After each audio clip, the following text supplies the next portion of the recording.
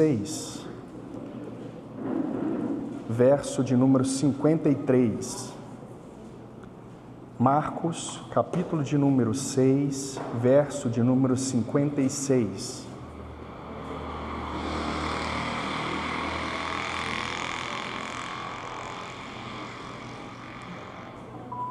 Marcos, capítulo de número 6, verso de número 53.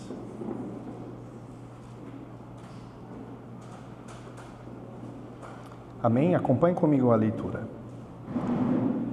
Estando já no outro lado, chegaram em terra a Genesaré, onde aportaram.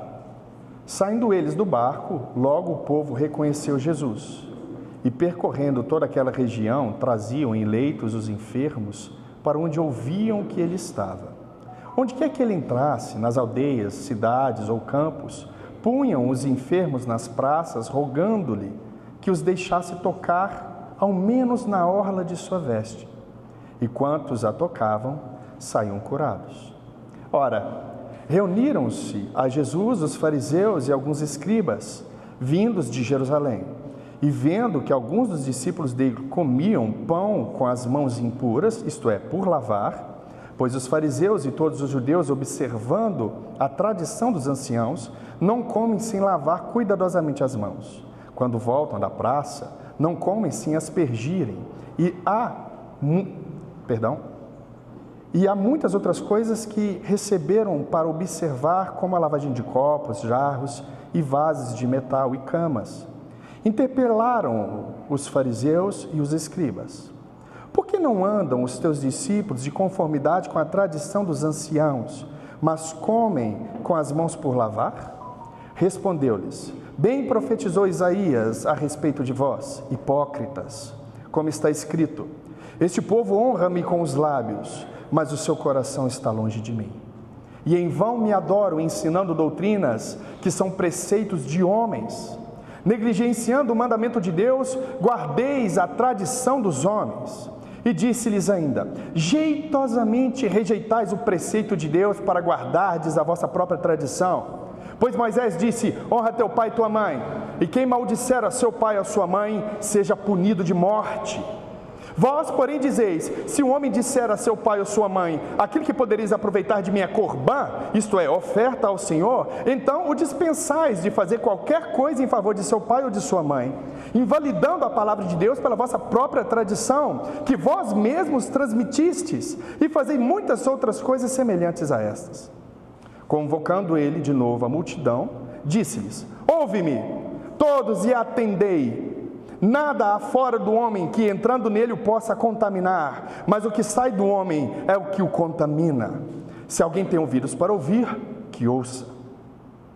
Quando entrou em casa, deixando a multidão, os seus discípulos o interrogaram acerca da parábola. Então lhes disse: assim vós também não entendeis? Não compreendeis que Não compreendeis que tudo o que de fora entra no homem não pode contaminar? Porque não lhe entra no coração, mas no ventre, e sai para o lugar escuso? E assim considerou ele puro todos os alimentos. E dizia: o que sai do homem, isso é o que o contamina. Porque de dentro do coração dos homens é que procedem os maus desígnios, a prostituição, os furtos, os homicídios, os adultérios, a avareza, as malícias, o dolo, a lascívia, a inveja, a blasfêmia, a soberba, a loucura. Ora, todos estes males vêm de dentro e não contaminam o homem. Só até aí, meus irmãos. Feche seus olhos. Oremos ao Senhor mais uma vez. Pai, em nome de Jesus, esta é a Tua palavra, Senhor, que será exposta nessa manhã. Deus, grandes ensinos nós temos aqui, e eu clamo ao Senhor que o Senhor possa ter misericórdia de nós, por amor ao Teu nome, e que o Senhor possa, Deus, glorificar o Teu nome nessa manhã, que o Senhor possa nos instruir, ó Deus, em justiça, através da Tua palavra, e que eu não venha ser, ó Deus, um empecilho, mas naquilo que eu falhar, que o Teu Espírito Santo possa suprir, que o Senhor possa me dar insights, ó Deus, para falar neste momento, em nome de Jesus, que eu possa ser usado poderosamente pelo Senhor, por amor ao Teu nome, não por mim, mas pelo Senhor, pelo Senhor. Tem misericórdia de nós, ó Deus, nessa manhã, e fale poderosamente aos nossos corações. Guia-nos, ó Deus, em nome de Jesus. Amém. Pode se assentar, meus irmãos.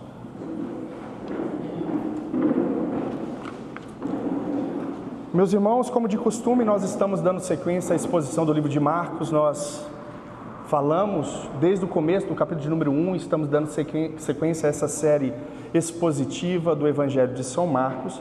E aqui nós entramos no capítulo 6, no final dele, no início do capítulo 7, aonde acontecem algumas coisas interessantes que vão nos chamar a atenção e, creio eu, que mudar os nossos rumos, mudar o nosso pensamento, a nossa forma de pensar a respeito de algumas coisas, principalmente em relação a tradições, a costumes. O tema dessa ministração é Jesus e a tradição, porque o foco aqui que nós vamos dar é justamente nesse embate em que Jesus tem contra esses fariseus e escribas a respeito de suas tradições.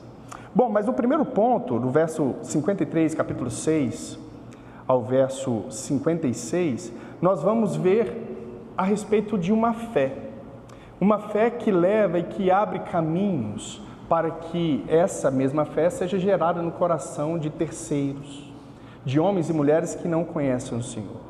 Esse é o primeiro ponto que nós vamos explorar. E o segundo ponto, obviamente, é o que eu acabei de dizer, vai ser a respeito das contradições que nós vemos na interpretação dos fariseus e mestres, levando a tradição, colocando a tradição acima da palavra de Deus. Mas a título de introdução, nós, meus irmãos, costumamos acreditar em sofismas. E o que é um sofisma? Sofisma é uma mentira na qual a gente acredita. Logo quando a gente nasce, devido às tradições, devido à cultura de onde a gente nasce, nós acreditamos em coisas que não são verdadeiras. Eu não sei você, mas quando eu era criança, em Belo Horizonte, a gente fazia muitas brincadeiras na rua, e uma das brincadeiras era correr andando para trás. E um dos sofismas que nós acreditamos é: não corra de costas, meu querido, senão a sua mãe vai morrer. Existem muitos outros sofismas, a gente já falou isso aqui algumas vezes, né? Às vezes o chinelo está de cabeça para baixo, não desvira o chinelo, senão a mãe morre. A gente começa a acreditar nesses sofismas, nessas mentiras que vão contando para a gente, né? E no decorrer do nosso crescimento, amadurecimento, nós vamos acreditando, continuamos a acreditar em outras mentiras. Você vai para a escola e você é ali bombardeado com ideologias que são ensinadas como se fosse uma verdade absoluta. Então, a gente precisa de um outro ponto, a gente precisa de um contraponto. E esse contraponto são as Escrituras Sagradas.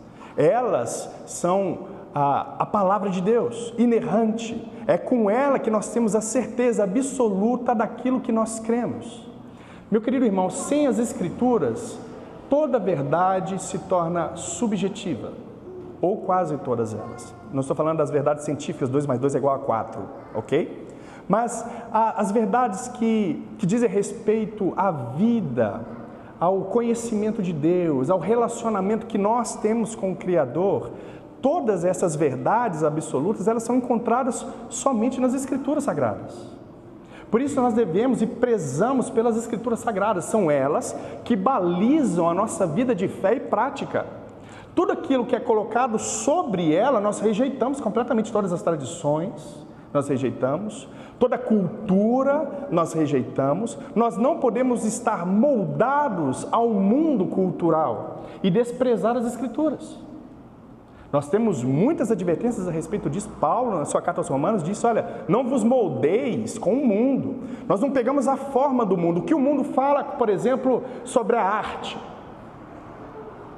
Se o que ela fala sobre a arte contradiz as Escrituras, nós ficamos com as Escrituras.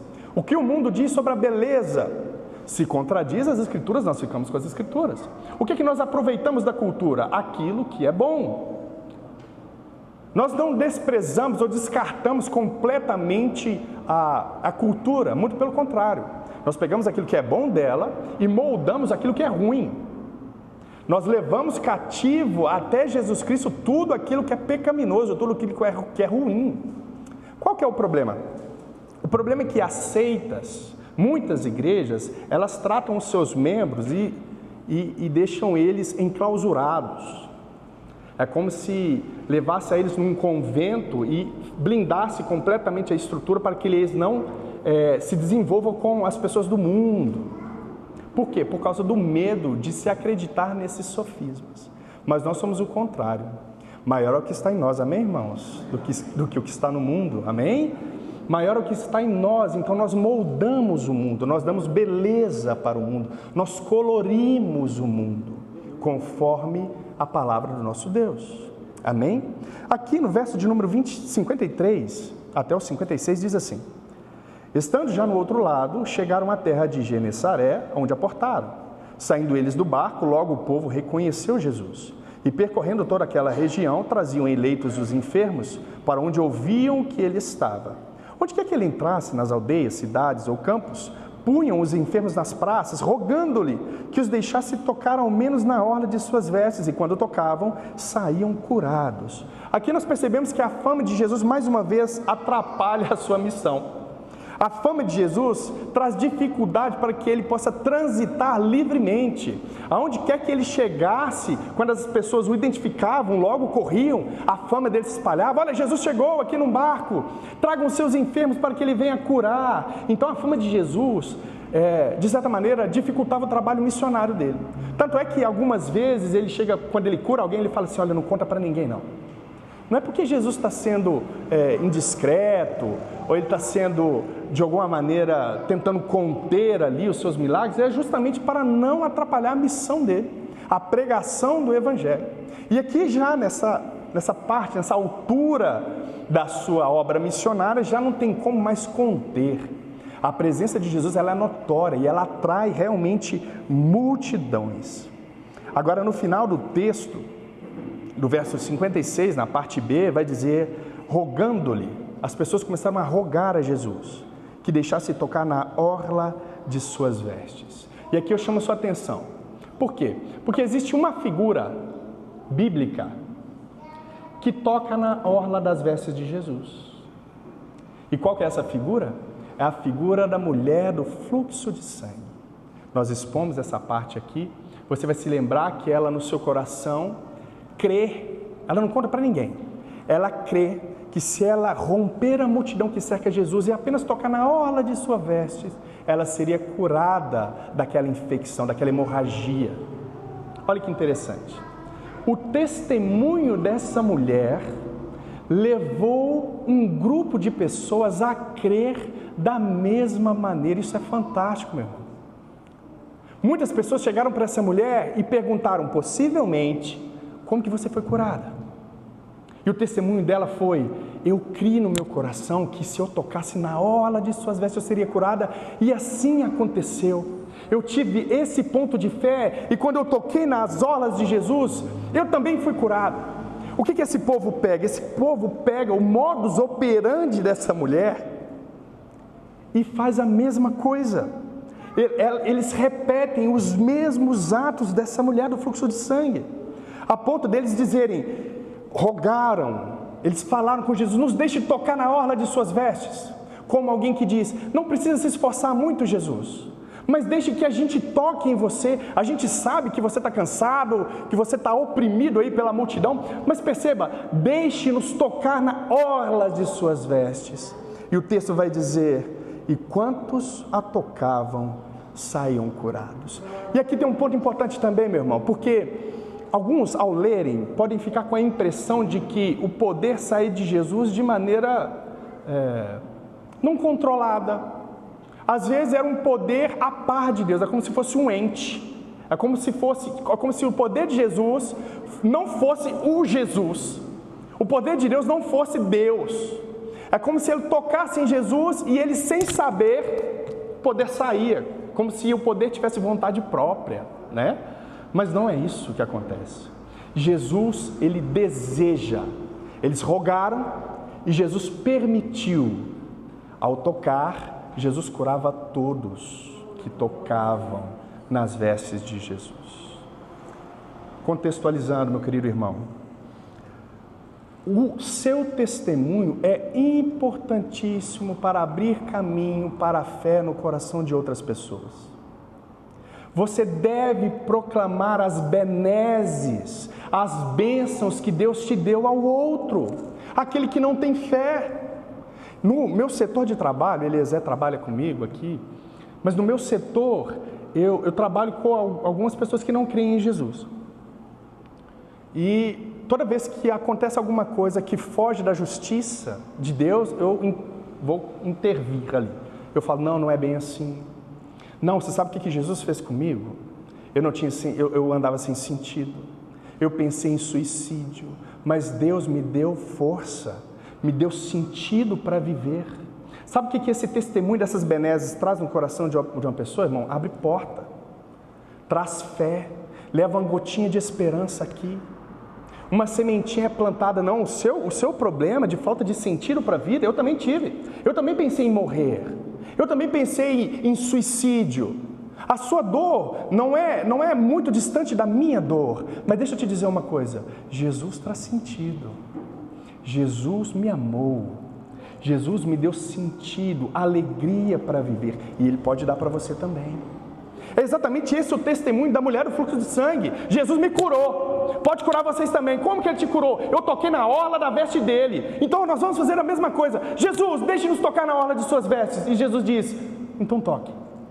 E as pessoas iam, tocavam e eram curadas. O bom testemunho faz parte. Você deve proclamar os benefícios que Deus tem te dado. Seja ele em todos os âmbitos da vida, em todas as esferas da vida. Econômica, na esfera da saúde, na esfera, enfim, em todas elas.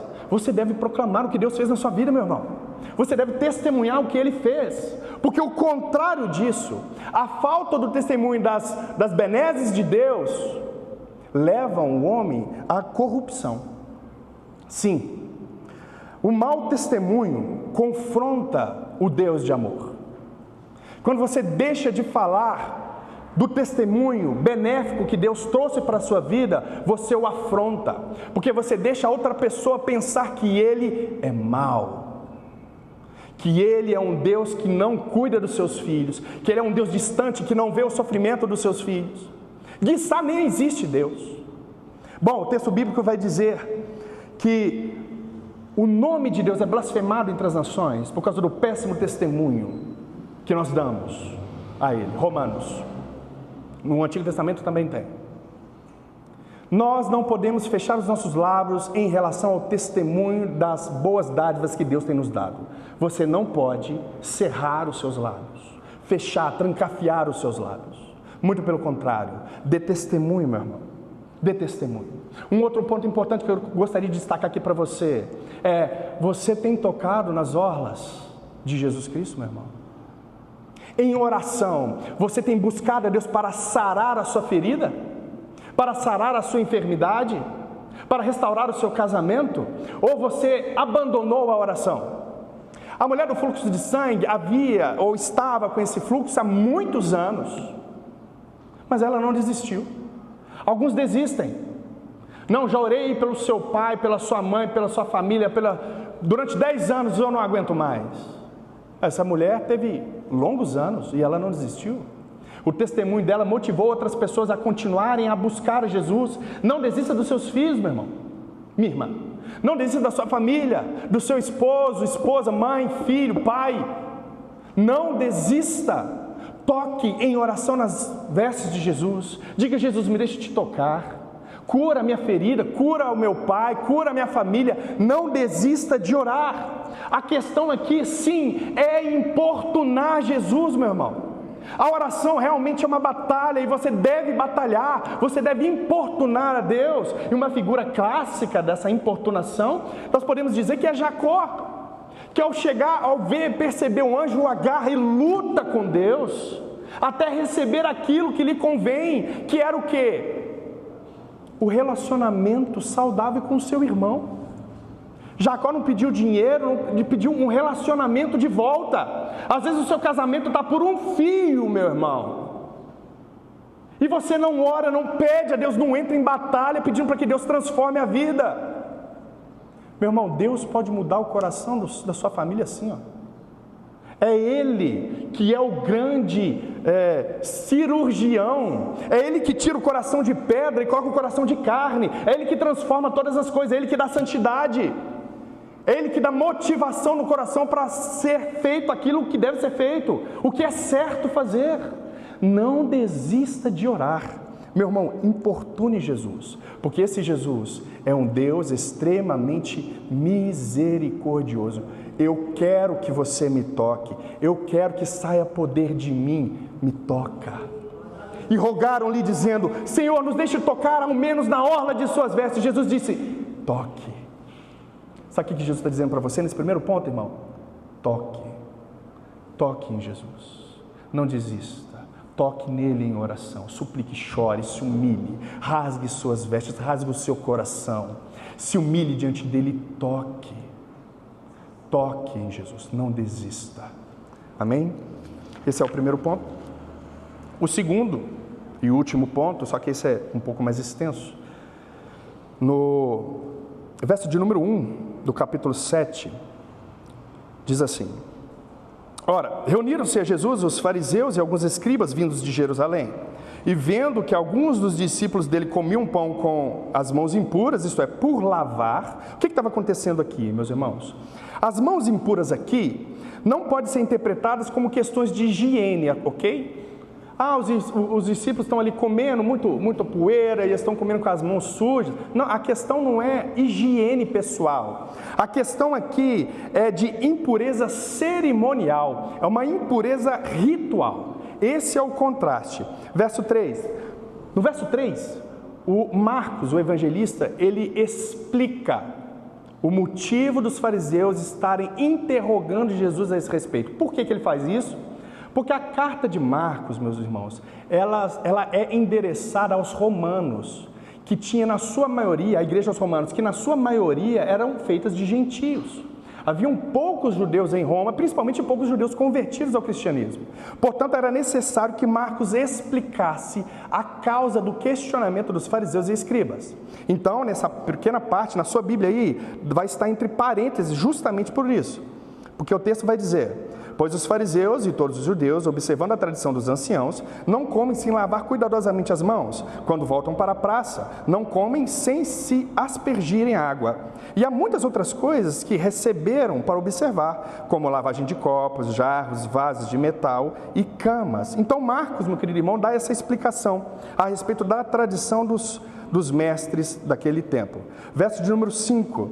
Interpelaram-no os fariseus e os escribas: Por que não andam os teus discípulos em conformidade com a tradição dos anciãos, mas comem com as mãos por lavar? A pergunta aqui é feita a Jesus por causa das práticas dos discípulos. Aqui, meus irmãos, a crítica não é somente aos discípulos de Jesus. A crítica aqui é ao próprio Jesus, que é mestre, professor desses discípulos. Os discípulos, eles faziam absolutamente tudo que viam o seu mestre fazer. Portanto, a crítica aqui é a Jesus. Jesus também não lava a mão. Eles veem e observam os discípulos não lavando a mão. Então eles criticam a Jesus: Por que os teus discípulos não lavam a mão e não seguem a tradição dos anciãos? Jesus, no verso 6, responde: Bem profetizou Isaías a respeito de vós, hipócritas. Como está escrito: Este povo honra-me com os lábios, mas o seu coração está longe de mim. Em vão me adoram, ensinando doutrinas que são preceitos de homens, negligenciando o mandamento de Deus, guardais a tradição dos homens. E aqui Jesus aperta o calo desses escribas e fariseus. Jesus critica a interpretação corrupta da lei feita por esses escribas e fariseus, colocando a tradição oral acima das escrituras. Jesus vai dizer: Em vão vocês me adoram. Perceba que esses homens tinham aparência de religiosos, faziam uma coisa aqui ou outra acolá, que beneficiasse o seu status, mas a tradição oral deles era colocada acima das escrituras, a ponto de Jesus dizer: tudo que vocês fazem em vão. Por quê? Porque vocês ensinam doutrinas que são preceitos de homens, negligenciando assim o mandamento de Deus. Portanto, para Jesus, nesse contexto, ter o coração em Deus é observar os mandamentos dele. Bem profetizou Isaías a vosso respeito, dizendo: Vocês honram-me com os lábios, mas o coração de vocês está longe. O que é ter o coração perto de Deus? Observar os mandamentos desse Deus. Ter o coração em Deus é ser santo, meu irmão. É se desviar daquilo que é pecaminoso. Ter o coração perto de Deus é ter as escrituras acima de tradições. é ter as Escrituras acima de qualquer cosmovisão contrária às Escrituras, toda visão contrária às Escrituras. Mas o texto, no finalzinho, vai dizer: vocês guardam as tradições dos homens. Essa expressão, as tradições, se referem às supostas mensagens ditas por Deus a Moisés no Monte Sinai, que é codificada na Mishnah e que, junto com os comentários em aramaico, a Guemará, se forma o Talmud. Hoje eles têm isso, até hoje.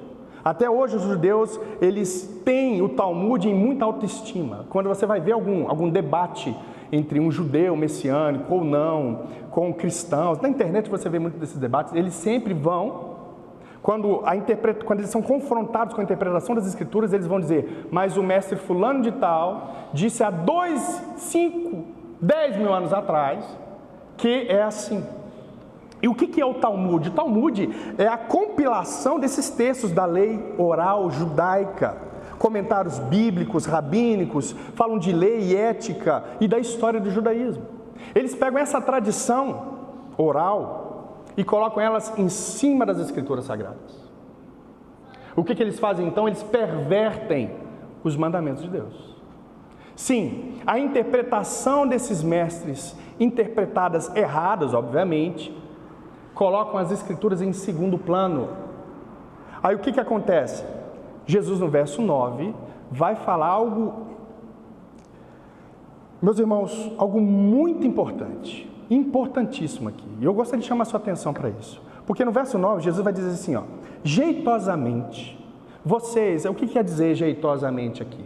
Quer dizer, olha, minuciosamente, cuidadosamente, só que de maneira negativa, vocês rejeitam o pretexto de Deus, Jesus vai dizer, para guardardes a vossa própria tradição. Pois Moisés disse, olha o absurdo, Moisés disse: honra teu pai e tua mãe, e quem maldisser a seu pai e sua mãe seja punido de morte. Vós, porém, dizeis: se um homem disser a seu pai ou sua mãe aquilo que podereis aproveitar de minha corbã, isso é, oferta ao Senhor, então o dispensais de fazer qualquer coisa em favor de seu pai ou sua mãe, invalidando a palavra de Deus pela vossa própria tradição, que vós mesmos transmitistes, e fazer muitas outras coisas semelhantes a estas. Olha o que esses homens estavam fazendo.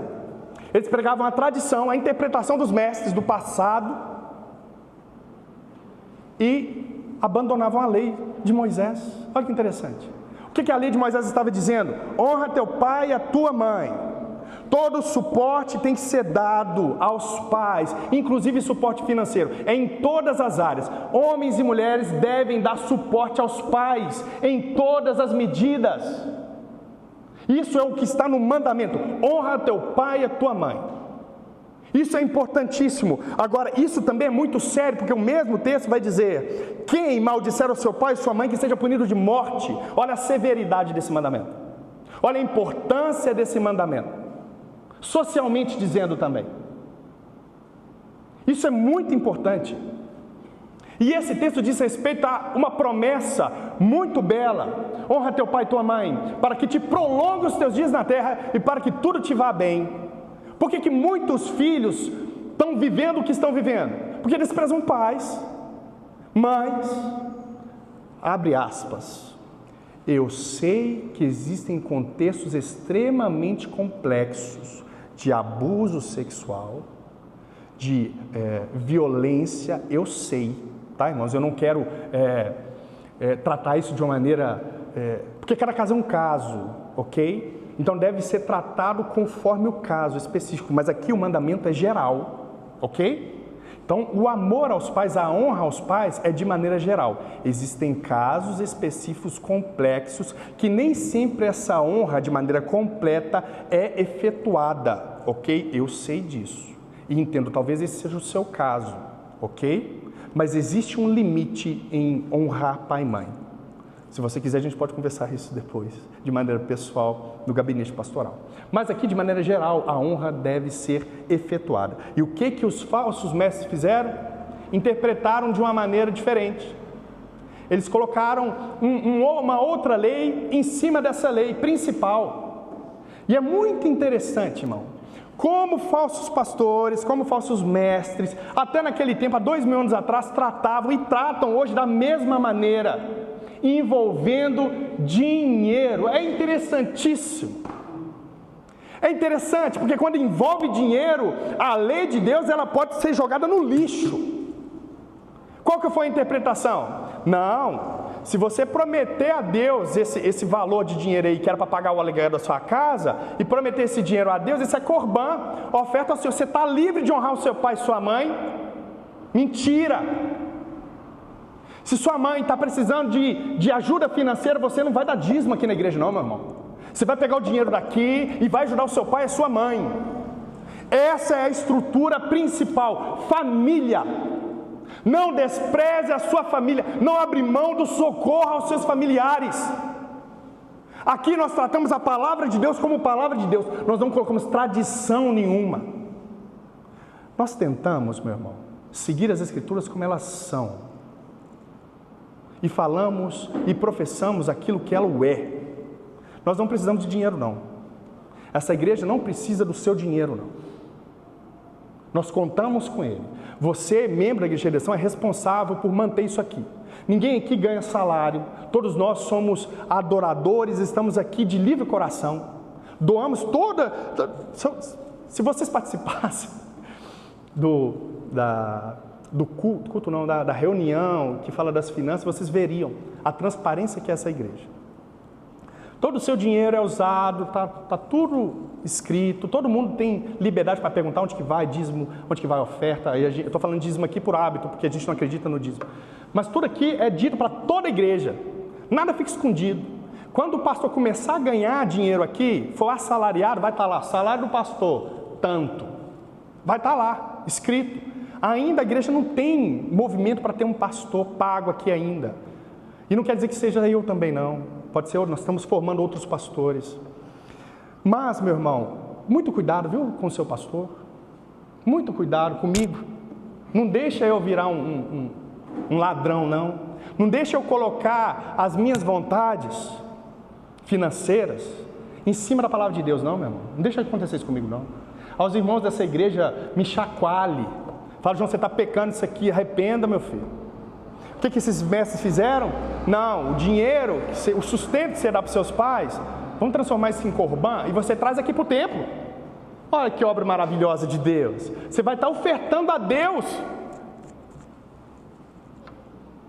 Irmãos, isso é um absurdo, isso acontece, e eu abro os olhos dos irmãos a respeito desses falsos mestres que só querem usurpar ovelhas, querem maltratar ovelhas. Abra o seu olho.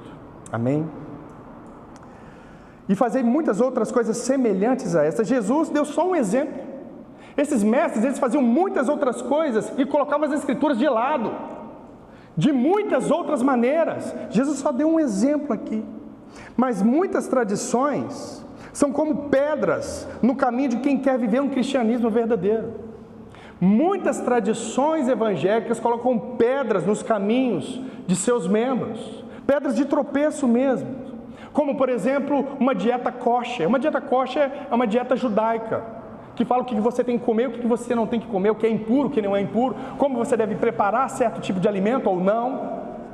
Pedras de tropeço são colocadas, regras quanto ao que vestir, abusos em seitas. Existe uma seita no Rio de Janeiro, de um pastor chamado Marcos, se não me engano, Pereira, é uma seita, em que as mulheres elas só podem se vestir de saia, vestidos, e só tem 3 cores também, é branco, azul e eu acho que amarelo.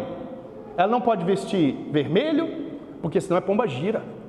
Olha só pra você ver, Deus fez a rosa vermelha, aí o endemoniado pega a cor vermelha e fala que é da pomba gira. E começa a falar, não, outros falam, não, a mulher não pode se cuidar, não pode depilar as axilas. E começa a colocar um monte de pedra de tropeço. Não, existem pessoas que tem que ter um respeito. Existem outras instituições que você não pode ter barba. Você não consegue se envolver na igreja, crescer na igreja, apresentar os seus dons e talentos na igreja, porque você tem barba. Graças a Deus pela diversidade que nós temos de tradições cristãs. Porque seria um absurdo isso. As Escrituras não falam nada a respeito disso, e tem um monte de tradição, um monte de penduricalho que vai sendo colocado, um fardo que vai sendo colocado na ovelha, a ponto dela não conseguir desenvolver como deveria. Absurdo. Existem outros mandamentos pesados, que é o abandono parental também. Muitas igrejas aconselham seus membros a abandonarem completamente suas famílias de sangue, porque afinal de contas a família verdadeira é essa aqui de Deus. Negligenciam o mandamento do Senhor. O texto bíblico vai dizer que aquele que abandona os seus é pior do que o infiel. Você não pode abandonar os seus parentes, meu irmão. Por mais pesaroso que seja, por mais difícil que seja, não pode. Você não pode abandonar os seus parentes, a sua família. Nós temos as Escrituras que nos guiam a toda a verdade. Meu irmão ou minha irmã, você é responsável por aquilo que você ouve, por aquilo que você estuda. Você não vai chegar diante de Deus e falar: oh Deus, eu fui enganado por um falso pastor, ele me fez abandonar minha família, vender todas as minhas coisas e entregar para a igreja, oh, que dó de mim. Não, meu irmão, você é responsável. Deus não vai te dar uma carta branca: ó, não, já que você foi enganado, então vem cá, vou deixar só o falso. Não, você é responsável, você deveria ler as Escrituras, você deveria saber identificar falsos mestres e falsos profetas. Você é responsável por estar numa igreja ruim, incentivando outras pessoas a estarem em uma igreja ruim. É o seu coração que está lá, você gosta de estar lá, você gosta, você quer, você é responsável, irmão.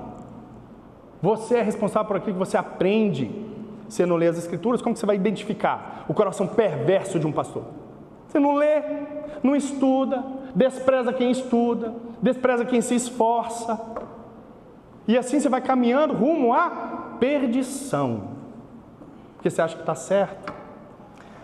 Esses falsos mestres ensinavam isso, e levavam muitas pessoas a cometerem o mesmo erro. Não só o coração deles estava afastado de Deus, mas eles ensinavam outras pessoas a terem um coração longe de Deus também. Vivendo de maneira hipócrita, com o coração longe. É o que disse o profeta Isaías, e Jesus aqui corrobora com a profecia dele. Caminho para o final. Verso 14. Convocando ele de novo a multidão, disse-lhes: ouve-me todos e entendei. Não há nada fora do homem que entrando nele o possa contaminar, mas o que sai do homem é o que o contamina. Jesus, ele tem que esbravejar diante da multidão que estava sendo enganada por esses escribas, por esses fariseus, dizendo à multidão: olha, atenção vocês, não é o que entra no homem que o contamina, mas o que sai dele. Jesus dá uma pincelada aqui. Não escutem esses falsos mestres com essas tradições na qual eles colocam acima da palavra de Deus. Verso 17. Quando entrou em casa, deixando a multidão, os seus discípulos o interrogaram acerca da parábola.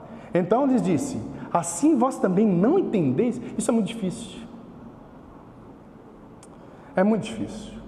Por quê? Porque Jesus está com os discípulos ali há 2 anos e meio a essa altura.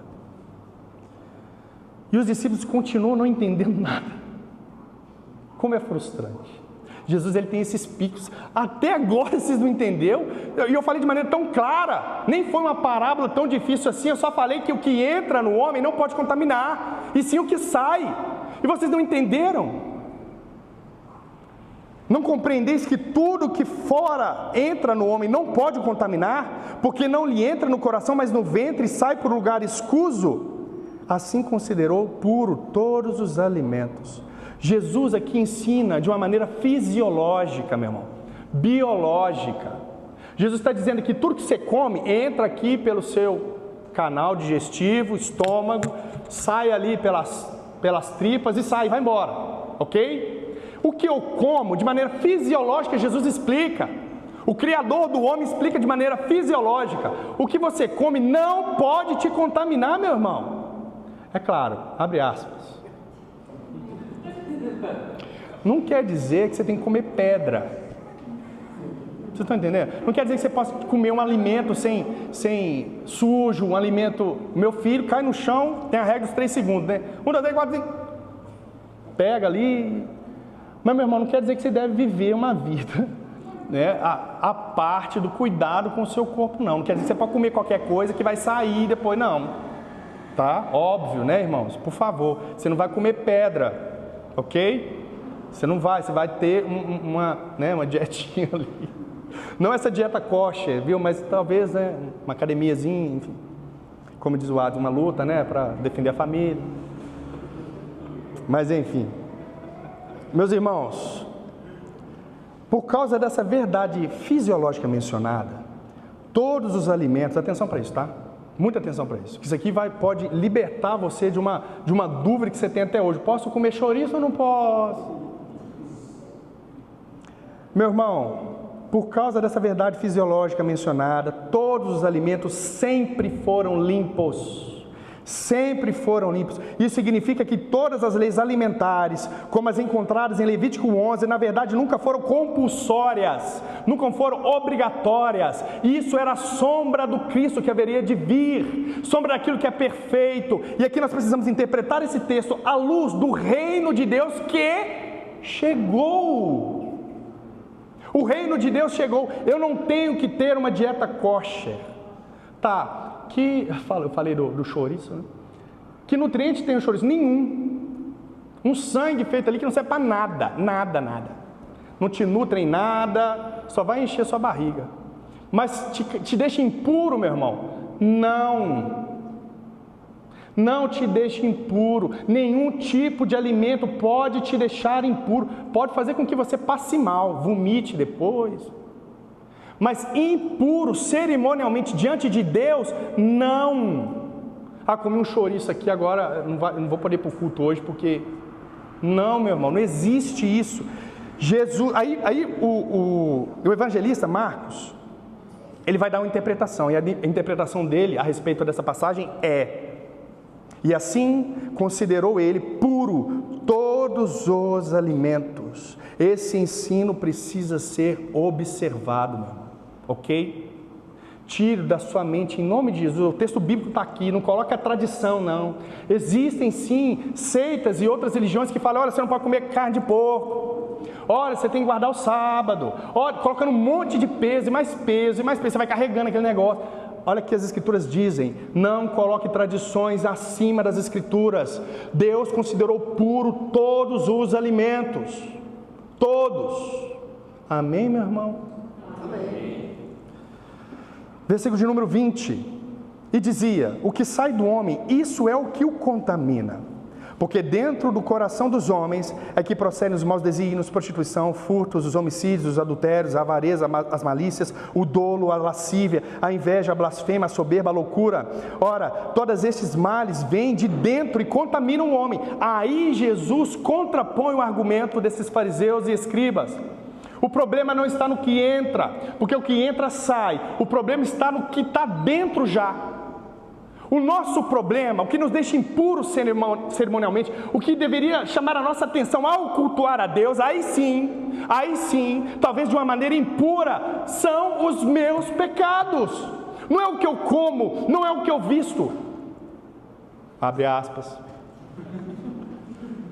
Meu irmão, é claro que você não pode se vestir como uma garota de programa na beira de uma rodovia, meu irmão, minha irmã. Aqui, e olha só, hoje, meu irmão e minha irmã, os homens estão se vestindo de uma maneira difícil. Quando a gente toca nesse assunto, a gente olha só para a figura feminina, mas não é, tá? Não é. Figuras masculinas estão terrivelmente sensuais. E aqui eu lanço um alerta a respeito das academias aí de novo. As fotos de Instagram, cuidado com o busto, cuidado com as suas costas, cuidado com isso, meu irmão e minha irmã. Não é bom uma serva do Senhor se vestir de maneira inadequada. Aos homens não é bom ter isso. Não é bom manifestar. O seu corpo é da sua esposa.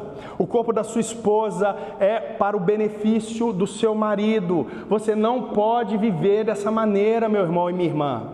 Você não pode se expor a outros olhos dessa maneira. Você não pode ser objeto de cobiça de outros homens. Você não pode ser objeto de cobiça de outras mulheres. Nós precisamos mudar esses hábitos, nossas vestes, tá? Precisamos nos atentar para isso. Mas o que contamina um homem, que Jesus está dizendo aqui, são justamente o pecado. E ele vai dizer que ele vai levar 6 ações e 6 vícios. E aqui eu finalizo, tá, irmãos? O primeiro ponto, ele vai dizer que o que contamina o homem são os seus maus desígnios. O que são os seus maus desígnios? É essa motivação maldosa, é essa inclinação perversa, essa natureza pecaminosa nossa. Isso que nos contamina. Aí vem aqui as 6 ações. Prostituição. O que é prostituição? São todo tipo de relação ilícita fora dos padrões do casamento. Tudo. Pedofilia, zoofilia, tudo que você pensar. Carfilia, tem gente que se relaciona sexualmente com carro. Tem absurdos atrás de absurdos sendo aí. Todo tipo de prostituição, tudo que acontece, todo ato sexual fora do casamento é pecado. Furtos, o que é furtos? Roubos, de grande e pequeno porte. Às vezes você roubou uma agulha, é roubo. Você roubou um pouco de cola para colar o seu sapato na sua casa, na sua empresa, é roubo. Continua sendo. Não importa se você roubou 1 milhão em um banco ou um alfinete dentro da empresa que você trabalha, não é roubo, continua sendo. Homicídio, o que é um homicídio? É um assassinato, obviamente. Matar o outro. Adultério é a quebra da aliança matrimonial. Avareza é o desejo desenfreado por ganho. É o amor ao dinheiro, a ponto de eu não doar, de eu não ajudar o ao outro, ajudar o pobre, o órfão, a igreja. Eu sempre perco essa palavra, mas eu fico com esse amor trancado do dinheiro no coração. Isso é avareza. O que é uma milícia? Milícias são desejos maus. Desejo de fazer um mal para o outro constantemente. Agora vem os 6 vícios que Jesus diz aqui. O dolo, o que é dolo? O dolo é atrair uma pessoa com engano, de maneira proposital, maliciosa. O que é uma lascívia? Lascívia é uma inclinação para a satisfação dos desejos sensuais, que inclui aqui as vestes, por exemplo. É uma vida libertina, é uma não contentação de uma vida modesta. É isso. O que é uma inveja? Inveja é odiar a Deus pelo benefício que Deus deu para o outro. Eu odeio a Deus por ter dado o benefício para o outro. Então, como eu não consigo matar a Deus, eu começo a perseguir o outro. Isso é inveja. Blasfêmia. Blasfêmia é um discurso injurioso contra Deus. Soberba é um orgulho, arrogância. O caráter de quem é soberbo é como alguém que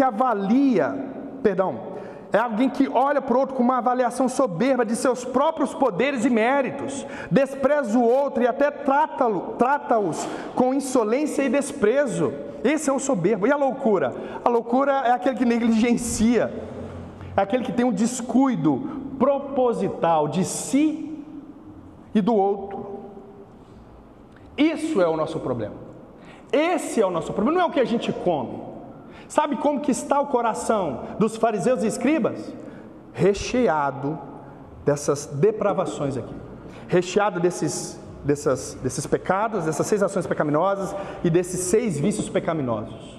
Esse é o coração dos escribas e fariseus. Esse é o coração de muitos pastores, muitos líderes, muitas ovelhas. Esse é o coração de quem se afasta dos mandamentos de Deus. Esse é o coração do hipócrita, que honra Ele com os lábios, cujo coração está longe. Quando nós nos afastamos do coração diante de Deus, nós caminhamos rumo a isso aqui. A gente não consegue se relacionar com Deus, nem com o outro como convém.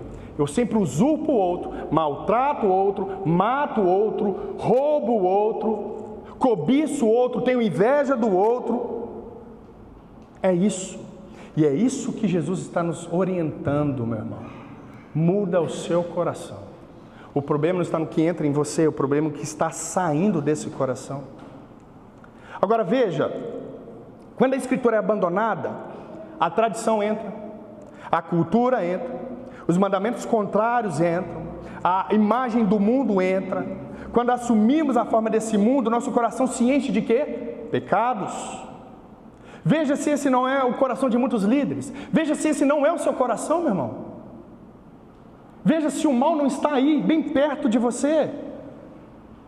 Agora, como que eu resolvo esse grande problema? Se o mal está dentro de mim, eu preciso resolver esse problema. Se o problema não é o que eu como, e sim o que eu sou, se o problema é o meu coração, eu preciso resolver esse problema urgentemente. E como que eu mudo isso, meu irmão? Nascendo de novo. Eu só mudo o meu coração nascendo de novo.